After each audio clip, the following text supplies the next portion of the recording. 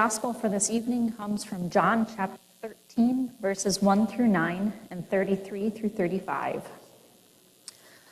You can be seated.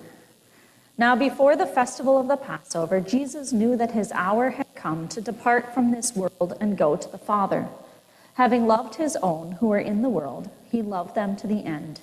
The devil had already decided that Judas, son of Simon Iscariot, would betray Jesus. And during supper, Jesus, knowing that the Father had given all things into his hands, and that he had come from God, who was going to God, got up from supper and took off his outer robe and tied a towel around himself. Then he poured the water into the basin and began to wash the disciples' feet and to wipe them with a towel that was tied around him. He came to Simon Peter, who said to him, "Lord, are you going to wash my feet?" Jesus answered, "You do not know now what I am doing, but later you will understand." Peter said to him, "You will never wash my feet." Jesus answered, "Unless I wash you, you have no share with me." Simon Peter said to him, "Lord, not my feet only, but also my hands and my head." "Little children, I am with you only a little while longer.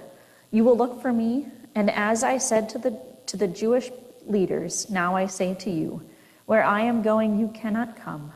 I give you a new commandment, that you love one another, for just as I have loved you, you should love one another. By this everyone will know that you are my disciples, if you have love for one another."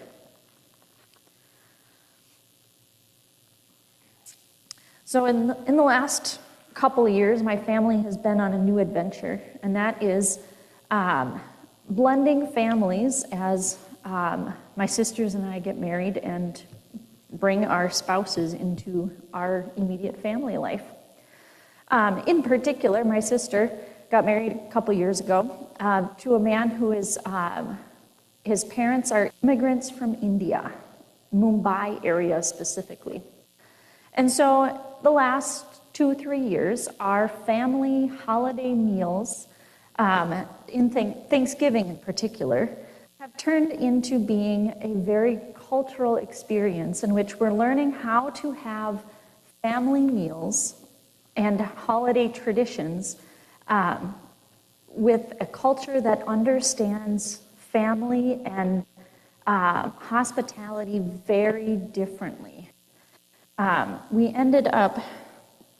My parents hosted my sister's in-laws family for Thanksgiving, and in a return gesture, out of cultural obligation, we had lunch in Rochester at their house, where they hosted us, and they introduced us to all sorts of food that are part of their home culture.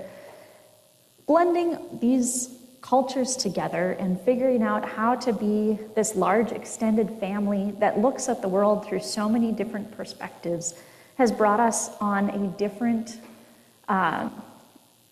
journey of understanding our gatherings differently and how we come together and enjoy meal times together. So now for Thanksgiving, we have our turkey and our stuffing and a lot of vegetarian sides, and then we also have some curry dishes. It's not the Thanksgiving I imagined 5 years ago, but it's coming to be a new tradition that we're loving. I thought of this experience in my family as I read this gospel lesson for today, in which Jesus is sitting down for his holiday meal. He's in Jerusalem for the Passover. All the Jewish people at this time were celebrating Passover, celebrating their liberation from slavery under the Pharaohs. And Jesus has made the journey this year to Jerusalem. And here he is sitting down for a holiday meal with his friends, with the people that he has come to name as his family, his closest group, over the last 3 years of his ministry. And at this meal, Jesus is throwing the playbook out the window. At this Passover meal, at this holiday celebration, he is doing what nobody has expected him to do. He's breaking from their traditions, and he's throwing them for a loop. Jesus, by taking the towel and the wash basin, standing up and going to wash his disciples' feet, is changing everything that the disciples expected to happen at this meal. They're expecting their normal cultural traditions, their normal holiday celebrations. And one of those things is that their teacher, their leader, the one that they have been following, is not going to play the role that servants usually played. They were not expecting that to come. But it's exactly this moment that Jesus needs the disciples to see, to be part of, and to understand. Jesus, there at this meal, as he gets up, he takes a towel, ties it around himself, gets a wash basin, and goes to wash the disciples' feet. He's going and taking the place that would normally be considered for the most lowly, the most servant of the room, someone who is paid staff to be there, to get and to go and clean the feet of these disciples, to clean the feet of the ones who were deemed important enough to be at the table. And not just to clean the feet, but to clean the feet of those who have been walking in the desert sand in sandals, maybe barefoot, all day long. That was quite the cleaning job. Jesus takes on this role of the most servant in the room to wash the feet of the disciples. And in this moment, Jesus knows that here he is celebrating the Passover in Jerusalem, and that he knows that very soon he is going to be the Passover lamb, the last lamb who is sacrificed for the sake of the world. He knows that very soon he is going to become the most powerful by being the most humiliated through death on the cross. And so in this moment, Jesus goes in front of the disciples and humbles himself, puts himself in the place of least power, of least control in the room, puts himself in the place of service to his fellow disciples. He shows the disciples in this very moment that the greatest leadership, the greatest show of power, is to humble oneself, to sit at the feet of another, and to serve. Jesus is giving the disciples this lesson here, showing them that he is not just a Messiah, a teacher, the one that they have been following, but that Jesus, his leadership, his power, his love comes out of service and humility towards another.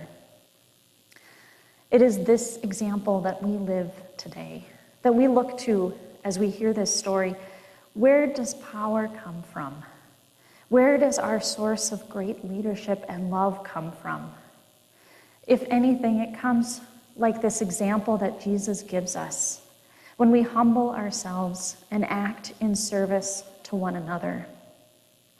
When I look at the world around us, when I look at who is in leadership and what we're expecting from our leaders today, I don't see this kind of leadership. I don't see this kind of power. I see people who are in search of power and control and money by ways of stepping on others, taking and claiming for ourselves, and ignoring the needs of our neighbors, so that we can get richer, stronger, and better. But at what cost? But Jesus is showing us a different way of leading. That great power and love comes through foot washing, through putting yourself down at the feet of others in service and care and love for our neighbors. Our reading this evening ends with, where I am going, you cannot come. So I give you a new commandment, that you love one another just as I have loved you.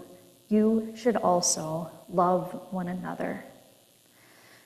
By this everyone will know that you are my disciples if you have love for one another.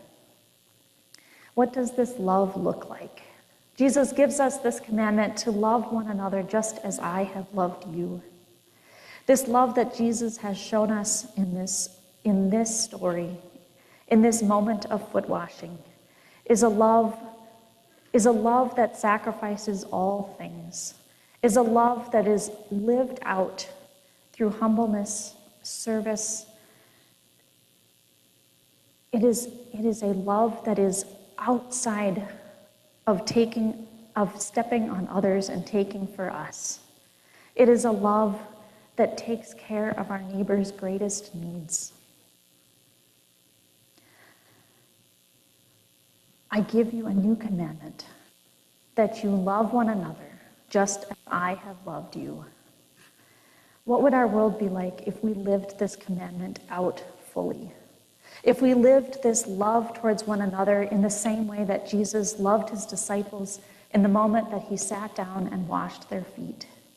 What would our world look like if we asked our leaders, if we asked those around us to live in this same commandment, to live out this commandment in a foot-washing way, in humbleness and in service to our neighbor, so that all the world knows that we are Jesus' disciples, so that all the world knows this truest form of love, this love out of humility and service for the sake of the whole world. Amen.